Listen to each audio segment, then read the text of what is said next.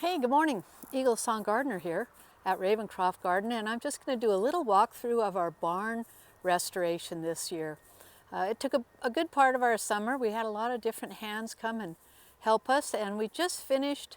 The project was to raise the barn. It was sinking into the earth, and so we raised the barn, leveled it out, and then we had to figure out what to do because as it was leveled and raised a bit on one end, it was still below grade. So that's a kind of a conundrum. And the best way we could figure to deal with it was this way. We've got a nice entrance into the barn now. A new door's being built as we speak. And we put in drainage. This pathway was really wet. And this gravel rock is going to help. And under the rock is a drain that's going to help catch the surface and some of the groundwater and move it out behind the barn. So we come down the drain, and I see here we have a little, the chickens have been busy, so we're going to have to figure out some kind of a barrier here that keeps the chickens from digging out the dirt onto the rock. We come around the back of the barn, and the drain continues down the back side. This is the south side of the barn.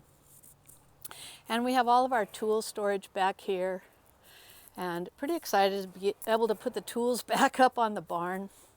We come down and we can see here the outfall, and yes, it's not a very good idea to have the gravel there, but that'll be moved, and then we'll continue on down the way. So, you know, it was a challenge for us this summer, and we rose to the challenge. We met a lot of interesting people in our ability to get the barn back into a functional state. It's been here for 25 years. I'm looking forward to having the barn last another 25 or 30. That'd be awesome.